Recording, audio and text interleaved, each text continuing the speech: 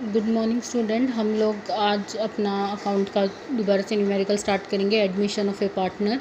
इसमें मैं आपको शॉर्ट क्वेश्चंस करवा चुकी थी, रिवेल्वेशन अकाउंट। उसके बाद हमने कुछ क्वेश्चंस कर लिए थे जो बड़े क्वेश्चंस थे। उसमें when partners brings is goodwill in cash and when partners brings does not goodwill in cash. जो 61 का क्वेश्चन है, आगे पीछे हो सकते हैं बुक्स में क्वेश्चन। ये क्वेश्चन में क्या है कि पार्टनर क्या कर रहा है, कुछ अमाउंट किस में लेके आ रहा है, कैश में लेके आ रहा है, और कुछ अमाउंट गुडविल की कैश में नहीं लेके आ रहा है। ये आपको पता है कि गुडविल अगर कैश में लाता है तो हम कौन सा अकाउंट ओपन करते हैं, प्रीमियम फॉर गुडविल अकाउंट। और अगर वो गुडविल कैश में नहीं लेके आता तो हम न्यू पार्टनर्स का क्या अकाउंट ओपन करते हैं, करंट अकाउंट ओपन करते हैं। हम क्वेश्चन को रीड आउट करते हैं। ABC पार्टनर्स है, 3:2 की रेशो है। 31 मार्च 2017 को आपको बैलेंस शीट गिवन है। C एडमिट हुआ as a partner. A surrender करा है 1/6 of his share and B करा है 1/3 of his share in favour of C। तो इससे आप C का शेयर निकाल लेंगे। गुडविल फर्म की कितनी वैल्यू की गई है, 1,20,000। C brings in 1/2 of his share in goodwill in cash, यानी कि वो केवल क्या लेके आया है, आधी गुडविल कैश में लेके आया है। और 1 lakh as is capital for the adjustment. सबसे फर्स्ट एडजस्टमेंट क्या दे रखे है, stock is to be reduce to 56। To और बाय का पॉइंट मैंने बताया था। स्टॉक हमने कहाँ तक घटाना है, 56,000 तक, और हमारी बुक्स में कितना है, 60,000। तो हम अपनी बुक्स में एंट्री क्या करेंगे, टू स्टॉक करके हम एंट्री कर देंगे कितने से, 4,000 रुपीज़। उसके बाद है फर्नीचर बाय 5,000। देखो इस इलस्ट्रेशन में दोनों ही पॉइंट क्लियर हो रहे हैं, टू और बाय। फर्नीचर घटाना है कितने से, आपको 5,000 रुपये से, तो हम 5,000 से एंट्री करेंगे। वो 56,000 तक घटाना था। अनरिकॉर्डेड एसेट्स है, अनरिकॉर्डेड एसेट्स हमारा प्रॉफिट होती है, तो वो कहाँ आती है, बाय साइड में आप लिख दीजिए अनरिकॉर्डेड एसेट्स। कितने रुपए की दे रखी है, 20,000 रुपीज़। इसके बाद है 1 मंथ रेंट आउटस्टैंडिंग। तो 1 month rent outstanding is your liability and ये शो होएगी आपकी रिवेल्वेशन अकाउंट में, कहाँ पर, टू साइड में शो होगी कितने रुपए से, 15,000 रुपीज़। इसके बाद पढ़िए, a creditor for goods purchase 10,000 has been omitted to be record although the goods has correctly included in the stock. इस लाइन का मीनिंग क्या हुआ, एक क्रेडिटर है 10,000 का, जिसको हमने किस में इंक्लूड कर लिया है, उसको हम ओमिटेड का मतलब भूल गए हैं उसको रिकॉर्ड करना, जबकि हमने गुड्स को स्टॉक में इंक्लूड कर लिया। तो क्रेडिटर इज़ योर लायबिलिटी, और लायबिलिटी अगर इंक्रीज होगी तो हमारा क्या होगा, लॉस, और वो क्या होगा आपका, टू साइड में एंट्री होगी। टू क्रेडिटर कितने रुपए के हैं तुम्हारे, 10,000 रुपीज़।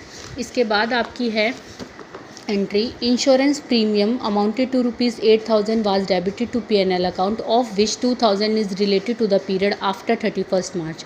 आफ्टर 31 मार्च का मतलब क्या हुआ कि ये नेक्स्ट ईयर से संबंधित है। अगर ये नेक्स्ट ईयर से संबंधित है तो ये 2,000 रुपये हमारे क्या होंगे, प्रीपेड इंश्योरेंस।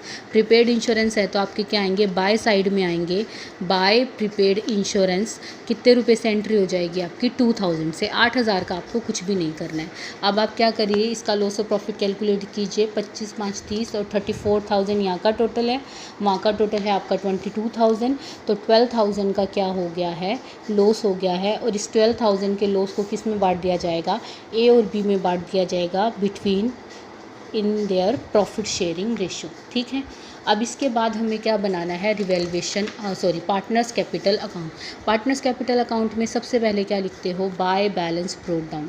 तो ये आप लिख ही देंगे, 1,50,000 A के अकाउंट में और B के अकाउंट में 80,000। उसके बाद मैंने आपको क्या चीज़ बता रखी है कि आप लायबिलिटी साइड में से देखेंगे, कोई भी workman compensation reserve, reserve fund, contingency reserve या P&L का क्रेडिट बैलेंस है तो हम उसको डिस्ट्रीब्यूट करेंगे, नहीं है तो रहने दीजिए। फिर आप एसेट साइड में से क्या देखते हैं, गुडविल है क्या, P&L का डेबिट बैलेंस है, एडवर्टीजमेंट सस्पेंस है। यहाँ पर गुडविल है तो आप गुडविल को क्या कर देंगे, राइट ऑफ कर देंगे, टू गुडविल करके। किस रेशो में राइट ऑफ कर देंगे, 3:2 की रेशो में राइट ऑफ कर देंगे। 3:2 की रेशो में राइट ऑफ होएगा तो आपकी गुडविल आएगी 18,000 एंड 12,000।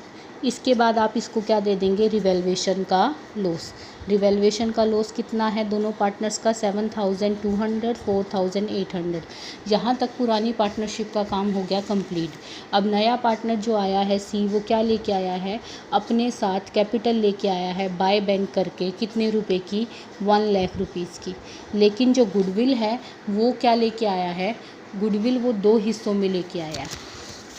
गुडविल के लिए अकाउंट खुलेगा प्रीमियम फॉर गुडविल भी, और गुडविल के लिए अकाउंट खुलेगा C का करंट अकाउंट भी। ठीक है। देखो इसकी न्यू प्रॉफिट शेयरिंग रेशो आप कैलकुलेट कर सकते हैं।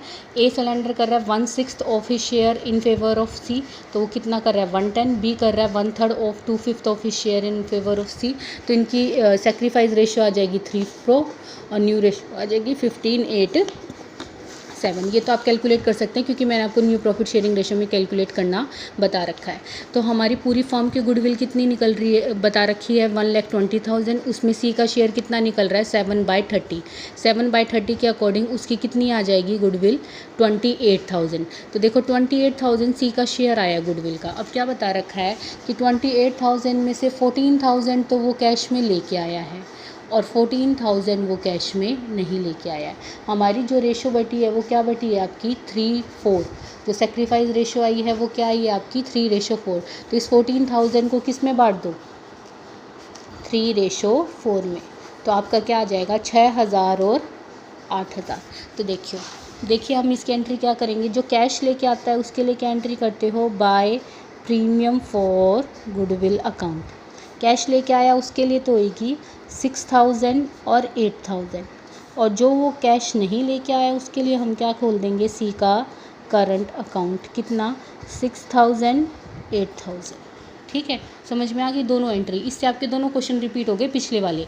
अगर कैश में लेके आता है तो सेक्रीफाइस रेशो में कर दो बाय प्रीमियम फॉर गुडविल, और कैश में नहीं लेके आता तो उसके करंट अकाउंट में कर दो। और अब हम इनके क्या निकाल देंगे कैरी डाउन आप लोगों को निकालने आते हैं। इस तरफ का टोटल कीजिए, टोटल आ रहा है 1,62,000 माइनस कीजिए आप 25,200, तो ये आ जाएगा 1,36,800। इस तरफ का टोटल आ रहा है आपका 96,000, इसमें से आप माइनस कीजिए 16,800, तो आपका आएगा 79,200।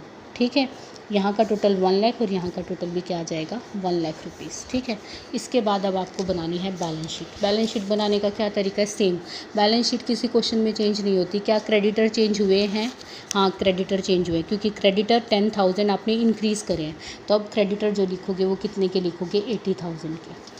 जो कैपिटल आएगी अब वो 3 पार्टनर्स की आएगी, ए बी सी तीनों की कैपिटल आएगी 1,36,800, 79,200 और 1 लाख रुपीज़।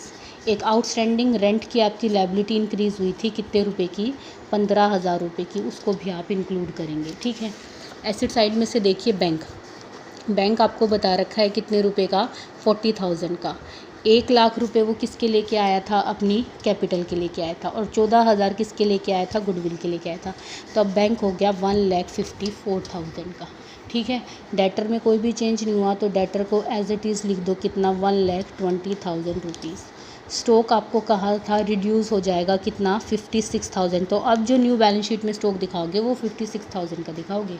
ठीक है, फर्नीचर को आपको घटाना है कितने से 5,000 से, तो जो फर्नीचर आपकी बुक्स में ऑलरेडी कितने का था 50,000 का, वो कितने का रह जाएगा 45,000 का। गुडविल को आप राइट ऑफ कर चुके हो, गुडविल अब शो होएगी नहीं। इसके बाद आपको कहा गया था कि एक अनरिकॉर्डेड एसेट्स है कितने रुपए की 20,000 की, और एक प्रीपेड इंश्योरेंस हुआ है आपका कितने रुपए का 2,000 का। इन दोनों साइड का आप टोटल करेंगे, और एक चीज़ जो मोस्ट इम्पॉर्टेंट रह गई है वो चीज़ आपका क्या आएगी, यहाँ पर जो हमने सी का करंट अकाउंट ओपन किया है वो बैलेंस शीट की एसेट साइड में शो होता है। सी का करंट अकाउंट 14,000 रुपये, क्योंकि सी के करंट अकाउंट का बैलेंस क्या है यहाँ पर डेबिट। देखो जो वो प्रीमियम लेके आया है उस प्रीमियम को तो हमने 14,000 को कैश में इंक्लूड कर दिया, लेकिन जो प्रीमियम नहीं लेके आया उसके लिए हमने सी का क्या खोला है करंट अकाउंट ओपन किया है। तो करंट अकाउंट ओपन किया है तो करंट अकाउंट को क्या दिखाओगे तुम अपनी बैलेंस शीट में शो करोगे। ठीक है भाई, आगे बात समझ में।